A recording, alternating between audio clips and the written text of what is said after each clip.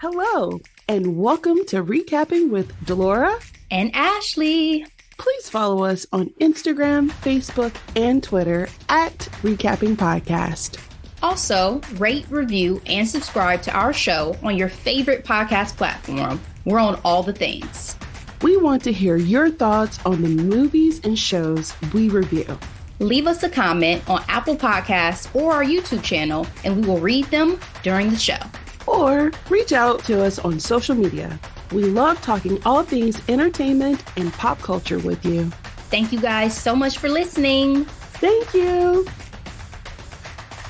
We go above the night, black lights, patient lights. Ashley, have you seen Renaissance, the film? Still have not. I have heard snippets about what's shown in it, which I've honestly tried to avoid because I'm like, y'all really gonna give me no reason to ever see it if y'all give away every behind the scenes moment and what was said. All the good stuff. Exactly. Yeah. Especially with Blue in it. I'm like, come on, y'all. Spoilers. All the spoilers always on these internets. But no, I still have not gone to see it. What about you? I have not seen it. As I've stated on this podcast before, I was going to wait to see if it was worth the hype, and it might be. I'm considering it leading up to Christmas as of right now, looking at Rotten Tomatoes, which is one of our favorite resources for, understanding what the world is saying about movies and TVs. It's 97% from the critics, and the audience score is 100%. So Beehive is busy. I saw Mama Tina post the Rotten Tomatoes info and so proud. The only moment of pause I had that was like, maybe I should just go ahead and see it, was hearing the box office numbers and hearing the comparison to Taylor Swift's box office numbers. And I was like, in my fandom, I feel some type of way. So that was the only time. $21 million opening weekend. So still plenty. And Taylor Swift Eras Tour that opened in October, $92.8 million. I think it's worth saying, when we look at Beyonce and Taylor Swift, we are comparing apples to oranges, obviously. But outside of that, Taylor really got the kids. You know what I mean? And Beyonce's music, especially if we're looking at the last 3 albums, it's for grown-ass people. You know what I mean? The thing about Taylor is she's very palatable when it comes to her audience, outside of her being, blonde hair and blue-eyed. She got the kids. Yeah. And I agree with you. Full stop. I agree with you. And Beyonce ain't hurting for a check. So no, it's going to be fun. Everyone is going to the bank. Yeah. At the end of the day. Yeah. Everything's going to be fine. Yeah. All right. I just was curious because that has been a lot of rumblings in the street. This Renaissance film. All right, let's go into our headlines. We're going to start off with the most random. And I'm looking at people.com. Sheryl Lee Ralph speaks out, AIM rumors she and husband moved in together after 18 years of marriage. Girl, I was just sitting, minding my own business, and the internet decided to tell me that Miss Ralph, who we've loved her for years. She's the original Dream Girl. More recently, Abbott Elementary, of course. And her husband, state senator for Pennsylvania, who've been married for 18 years, just moved in with each other. And I'm just like, huh? And in this article, she talks about how, you know what? She's been married for 19 years. They've been together for 21 years. Abbott is shot in LA. Her husband, the senator, is always at the Capitol, which is in Pennsylvania. So, I don't know what magic people think we're going to do. That's what she says. And she said, we see each other on average every 2 weeks. And everyone who questioned, it's just like everybody who has questions, she's like, guess what? We're still married. I don't think this is a bad setup. For some, it's quite ideal, right? It's It's quite like you I know get who my I thought space of? and my time, and I get my time with you. And then the time we spent together, you have all that chemistry and all that energy to disperse, and then you go back to your quarters. Hey, mind you, I'm speaking as a married woman who not only lives with her husband, but we both work in the same house all day, every day for remote working. And we love each other and we have no problem. And I say that because the pandemic woke a lot of people up on like Yeah. I their can't live with you. capacity I can't live with of you. handling their person, quote unquote. Yeah. Um, I'm also reminded of when Gwyneth Paltrow, when she married her husband, they didn't live together. And she was like, he has his kids, I got mine. We live in separate houses. It's insane, but it's insane to quote unquote regular people. But when you got money and resources, who knows what type of things you would do? Or even if not, I mean, these are both of these people we're talking about, because I thought about Gwyneth too, are on their second marriages and already have So true. other experiences, other kids, other family established, other, just the meshing of that is not as easy sometimes as it may seem like it should be. And also, some people just like it better. I mean, what works for you works for you. And I'm here for it. When I saw this headline, I was like, I guess you've reached a different level of fame, Sheryl Lee Ralph, because where did People.com. this come from? And Literally. the fact that you're now having to set rumors straight is just, I never knew anything about you and your husband's relationship, or that he was even a state senator, if I'm honest. So I was like, okay, I guess we're at a different tier of celebrity now, and it comes I with the knew territory. I knew he was in politics. Speaking of COVID-19, also in this article, she says that we were together 24/7 and it was great. I thought, wow, I like this man. And this is in regards to the COVID-19 pandemic quarantine. So, hey, they like each other when they're together, they like each other when they're apart. We've had this conversation when it comes to marriage on this podcast. People do what they need to do in the parameters of their relationship. Mm-hmm. As long as everybody's consenting and there's no harm, I have no issues with it whatsoever. Well, I'm happy for them. Let's go ahead and go into our next headline. I am looking at CNN Entertainment. Norman Lear, iconic TV sitcom and movie producer, dies at 101 years old. The famed TV producer, whose wildly successful TV sitcoms, including All in the Family and The Jeffersons. They said it was comedy fused with social commentary and dominated network ratings in the 70s, has died on Tuesday in his home. His family stated Norman lived a life of curiosity, tenacity, and empathy. He deeply loved our country and spent a lifetime helping to preserve its founding ideals of justice and equality for all. Ashley, I have to ask you, what do you think his legacy is going to be? Because, when I found out that it was a white man behind Good Times, I mean, of course it was, right? We were talking about the 70s, but I was always fascinated by his enthusiasm to talk about, societal injustices and in his recent interviews, especially when they were doing a lot of the one night only remakes with like today's stars. And the fact that he was very much involved in it at such an, I like to call it, wise age. Mm-hmm. I think I always thought that was beautiful. I always thought that was beautiful.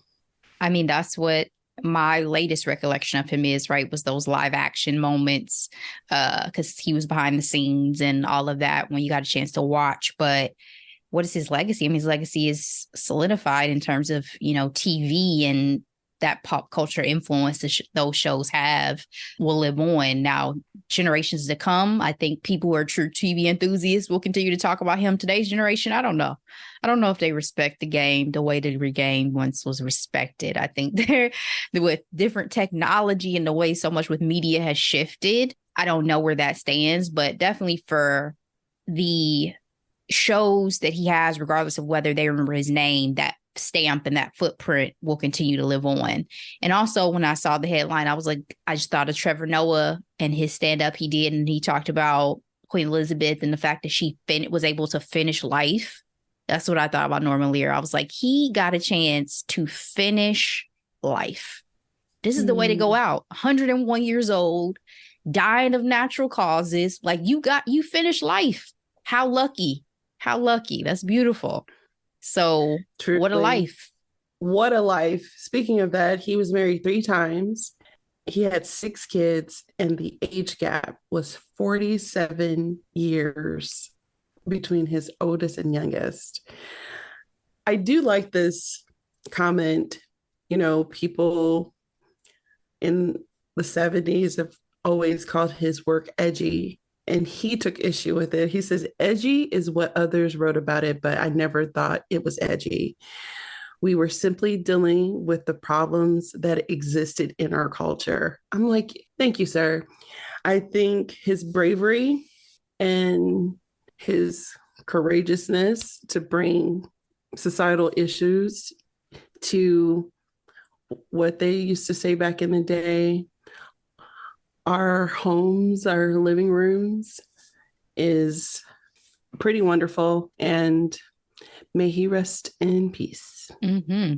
Oh, girl, I don't even know if I have the energy for this one. Jonathan Majors is on trial for domestic assault. And his ex-girlfriend had a tearful testimony that happened on Tuesday. So I'm looking at Variety. Jonathan Majors' ex-girlfriend tearfully testifies domestic assault trial. Quote, I felt scared of him. I'm just going to go ahead and jump to the chase. So Grace mentioned in her testimony she was with him for 2 years, and he was extremely volatile and controlling, and he would threaten suicide after fights. She also said that he described himself as a great man and demanded that she behave like, quote, Michelle Obama or Coretta Scott King. He says, I'm a great man, a great man. I do great things for my culture and for the world. The woman that supports me needs to be a great woman. And to that, Ashley, I say, WTF. WTAF. What the actual fuck? Mm-hmm. My mouth was agape. I just thought it was ridiculous. And then I realized that they had him on the record, like recorded. And I was like, oh shit, he really said that. Like those words came out of his mouth to his Caucasian partner. That's it's hilarious. It's hilarious to me. And it just goes to show why he felt like he needed Megan on his arm for all of this. When I say I genuinely do not have words for Megan Good, I'm like, what game is he spitting? What is he putting down in the bedroom? I don't understand why she is putting her cachet into this man at this time. I don't know. I know she's deeply into her religious beliefs at this point. So maybe at the start, she still has talked about it as if she is. So I thought maybe at first it was philanthropy. You know, it was like let me help a brother while he's down. But at this point, I don't know what's happening. It makes me sad. I love Megan Good. I grew up I with do Megan too. Good. And Same. I'm worried for her. It's not just about like the look of it. It's disturbing to hear some of the testimony and some of the, because I don't know if anyone else has ever felt like they've dealt with any level of like emotional or psychological abuse, but I will say that Yes, there were some red flag language in there to me about certain things. And so absolutely. even if there had been no physical abuse, which obviously we're hearing that there was that as well, the emotional, Yes, psychological side of it, especially the girl. love bombing early, and then all of a sudden the rage stuff starts, but you're already so invested in that relationship. And I was like, ooh, all this shit, I think this is true. And Megan, run for your life.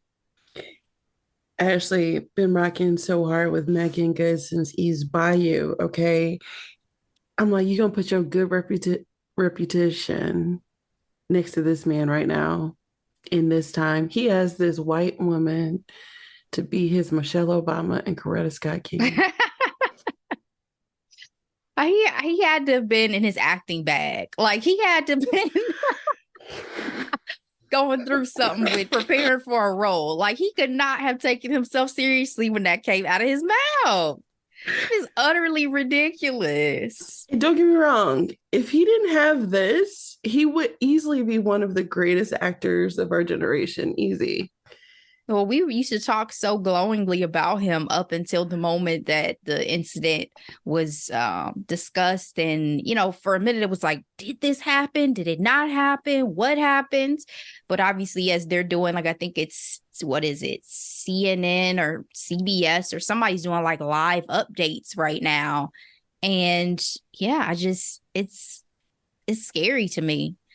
Never know any of these people. As much as we get into pop culture and celebrity news and all that stuff, I don't put anything past anybody. So as much of a fan as I was there for a while of his acting and stuff, if this is the type of man that he is, No, thank you. ladies beware. Run in the other direction. This is not the type of man you want or need in your It's life. truly that simple. And just for a reminder, Majors was arrested March 25th. He faces 3 charges of misdemeanor assault, aggravated harassment, and harassment. He has pleaded not guilty and faces up to a year in prison if convicted. I'm just happy he's not carrying that mug around like he used to.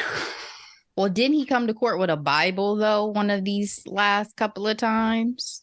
The last time I saw him in court, he was fixing Megan's hair, but he failed to fix the bun. But that was a whole nother conversation.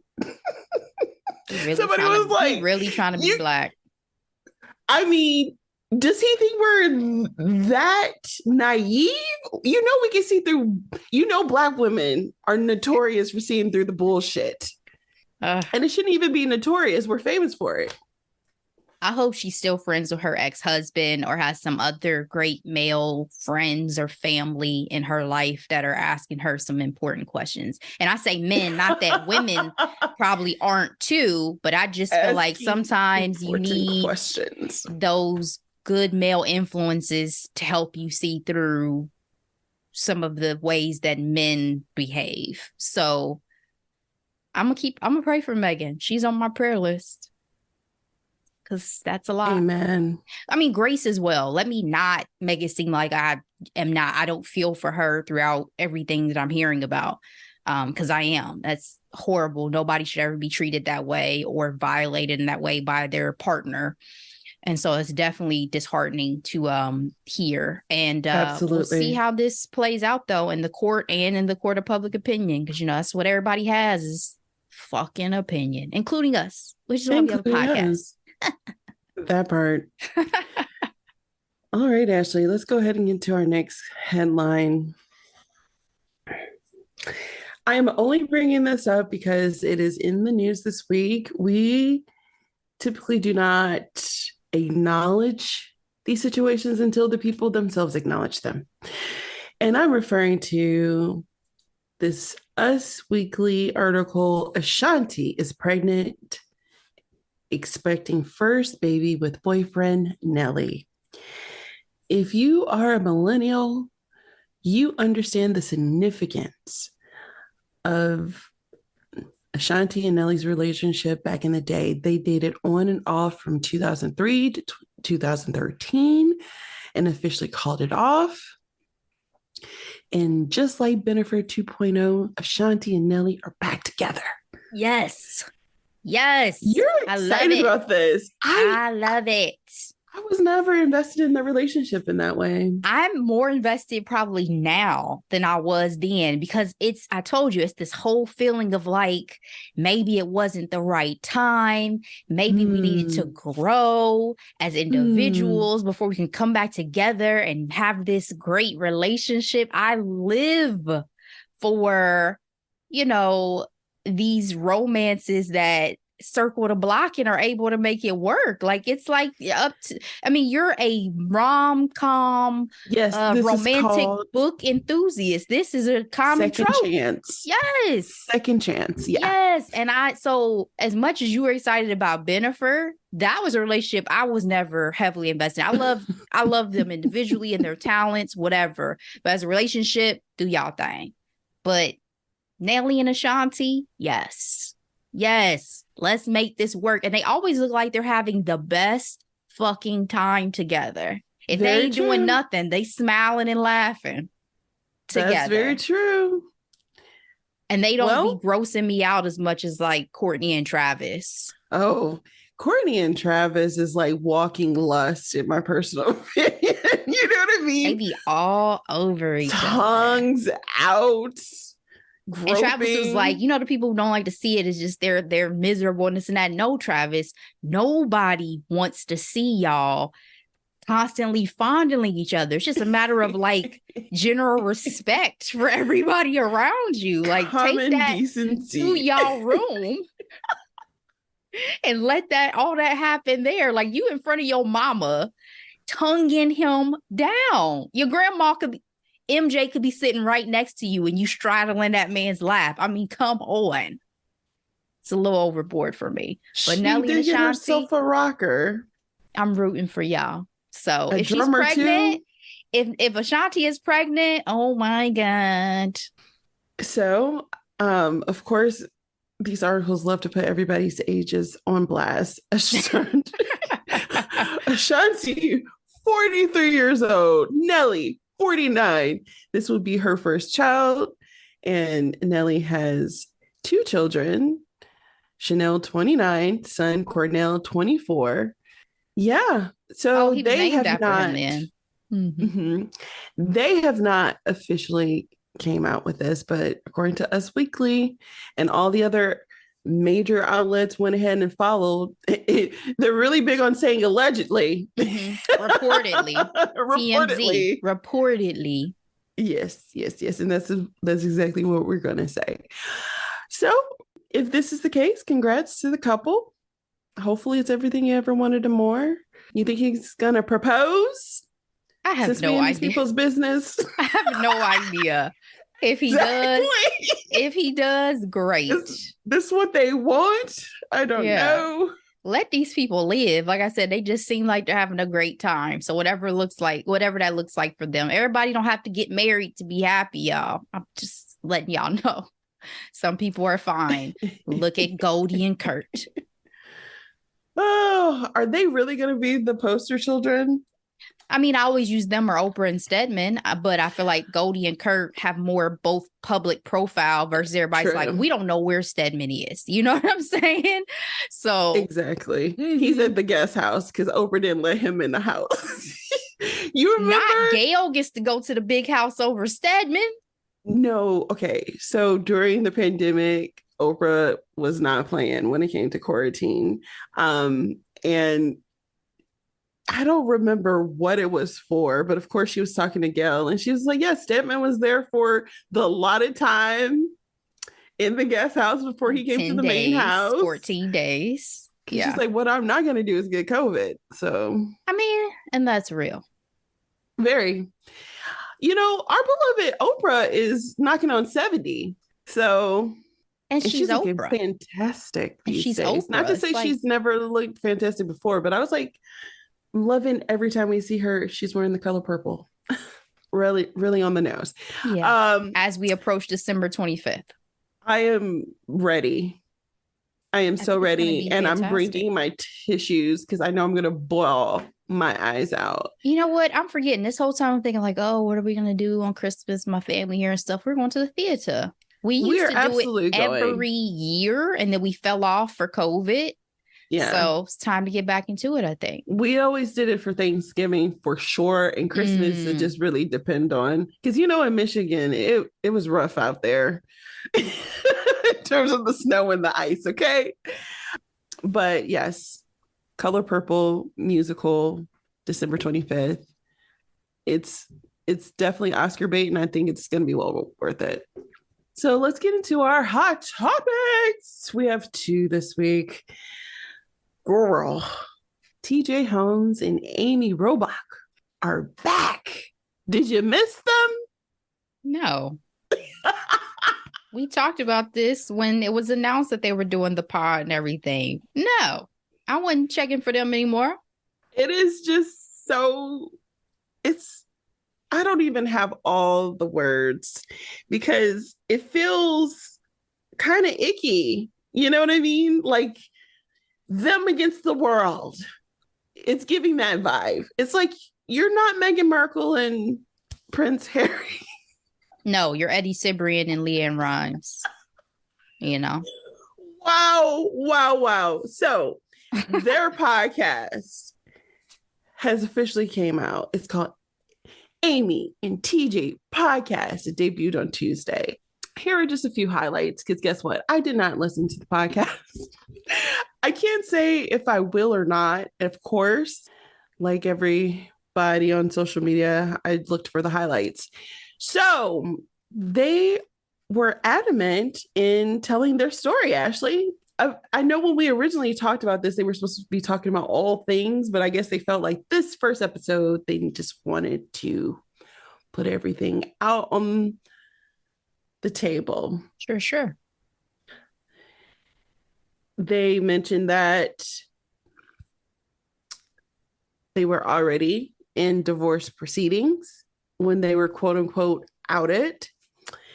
They mentioned that, to be clear, we were outed as being in a relationship, Holmes said, but everyone else thought we were being outed as adulterers, being outed as cheating on our spouses, and it wasn't the case. Again, this feels very icky. To me, my skin is crawling. But to be fair, that's because first impressions are everything. And I was under the assumption that they were very much still married, banging each other. I don't know. I never got a clear understanding of that exact timeline between when their spouses were apparently, just talked to about the fact that they were both going to be separate from them, divorce them, whatever. And when they actually got together, I feel like I remember at the time of seeing one of the publications putting it out, it may have been a month or two, right? But the point is, there was already probably an emotional affair of some level before all that happened. And then, Yep. as I talked about a while ago when this story was first out, the biggest things for me was y'all were family friends, right? Like the families were familying together, the spouses, the kids, you know what I'm saying? So that's when it gets messy to me, because it's not like, oh, I'm marrying somebody who I've never been around their spouse. I've never been around their kids. I don't know what that looks like. Same reason why Ariana Grande was getting so much shit for what went down with her boyfriend or whatever they want to call themselves right now, is because apparently you met that man's wife and you were around their child and you still did what you needed to do. So for more than just the were y'all still legally married or not, it was the fact that y'all fell in love, even though y'all know y'all were canoodling amongst the family friendships. It's awkward. It feels very awkward. They said that they thought they were protecting their children and their families by trying to keep everything private. And maybe that was a foolish and silly thing. The couple said they had been close friends for 8 years. Holmes said that their relationship was so close that people would call them brother, sister, almost peas in a pod, and all this stuff. That's bullshit right there. I hate when people say that stuff about, oh, that he's like a brother, she's like a sister, and then y'all really fucking for real. Like, I remember years ago, Britney Spears or Justin Timberlake said that about the other one, and then not long after that, it came out that they were dating. I was like, why And play that together game of like making it feel even weirder by this whole sibling dynamic? Siblings don't look at each other lustfully. It should be somebody that you would never even consider dating. So don't talk about y'all were like siblings. That's horseshit. Y'all probably always had some level of an inappropriate relationship. That's what I hear. That's what it feels like to me. You were married, he was married, but y'all was all little two peas in a pod. Ooh, just would get under my veins if I was their ex-spouse. Just get under my skin, rather. Oh, just piss me off. Robach describes the last 12 months as a year from hell. Holmes said that he pounded the vodka. Oh, I thought she was about to say something else.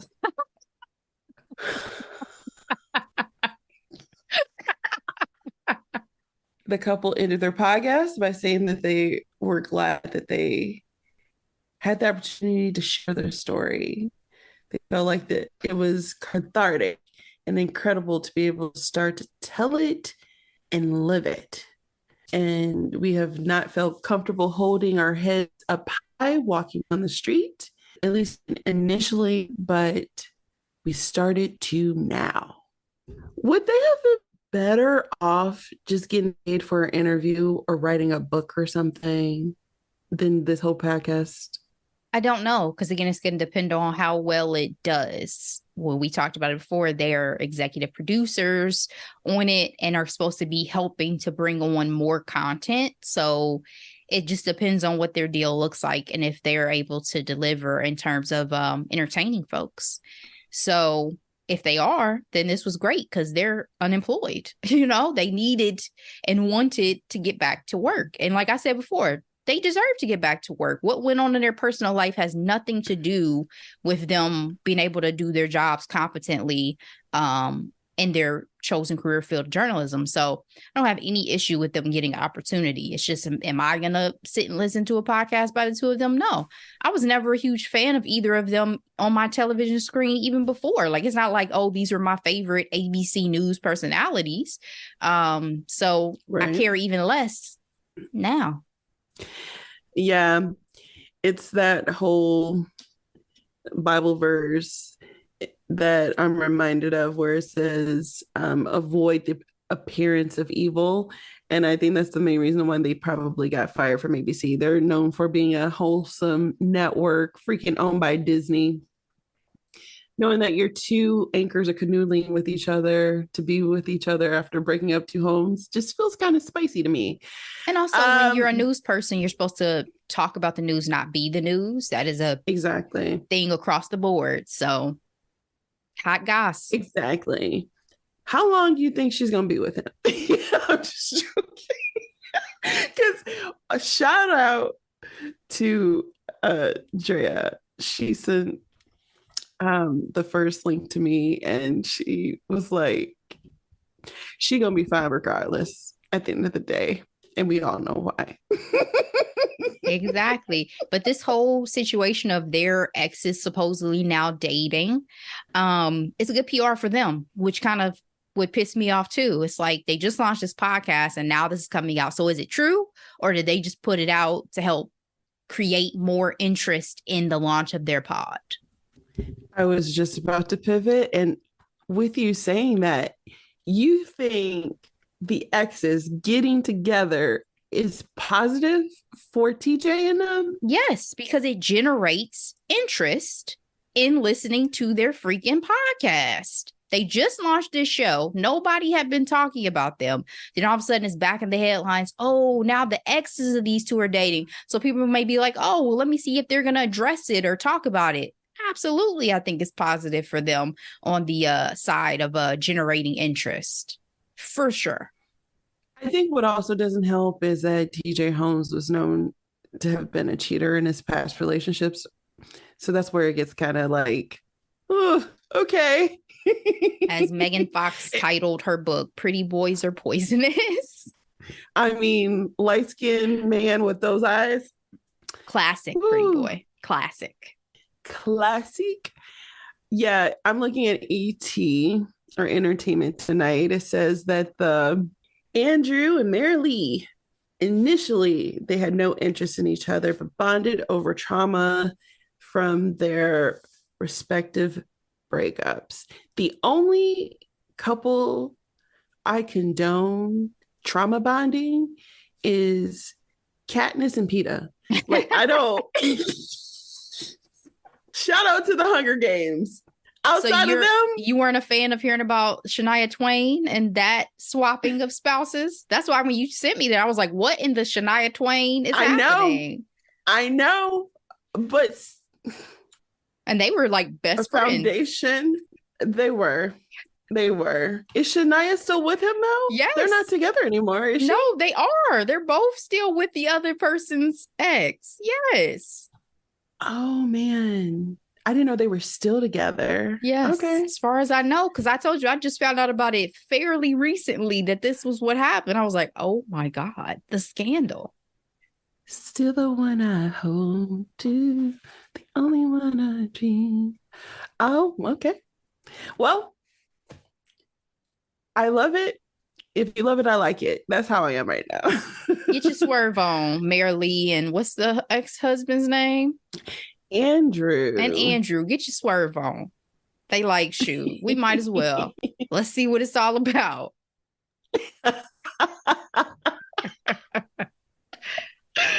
Okay, let's go ahead and get into our final hot topic. Girl, Time has named their person of the year. Mind you, past person of the year has included former President Barack Obama, the Pope, the Queen of England.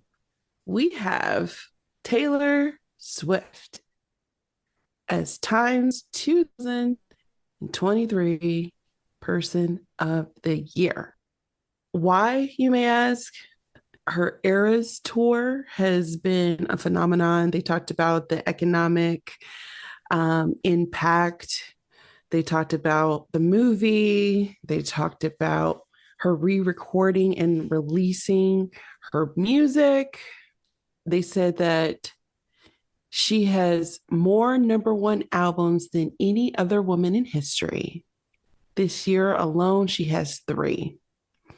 They also said that she became a billionaire. And the other fun fact that I thought was really cool, the first artist to occupy all 10 spots on Billboard's Hot 100 in a single week, top streaming artist on both Apple Music and Spotify in 2023, and the most streamed female artist in Apple Music history. Ashley, were you surprised by Time's choice? I was not surprised. She's been everywhere this year, so much so that it started making me feel like a hater because I was like, I'm kind of tired of all of this. I've said it on the mic multiple times at this point. Like, well said. It's very like overkill with all the coverage. So I'm so glad that you said that because I'm like, I love a woman doing her thing, but really? Yeah, it's been a lot. I mean, especially with the Travis Kelce romance now, like, my God. So not surprising at all to me, but congratulations on all the accomplishments that she's had this year. I don't want to take anything away from her success, and I think she said that she's the happiest and most free she's been so far in her career and her life. So, love to hear that and happy for you. So congratulations. Absolutely. She said some things about moving to another country after the Kanye Kim Kardashian leaking tape thing. And honestly, I was exhausted. So I was like, I'm not going to read this, especially if you're like,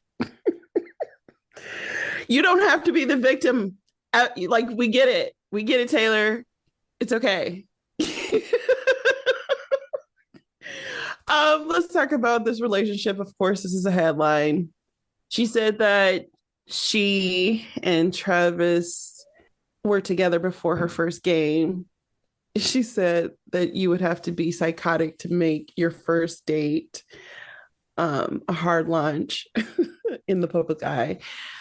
We talked about this briefly. You know, he called her out saying he wanted to get her attention with her at her concert on his podcast, and she got wind of it, and she thought he was mental as hell, quote unquote, and they started hanging out, and they're together. They're still trying to make fetch happen, Ashley.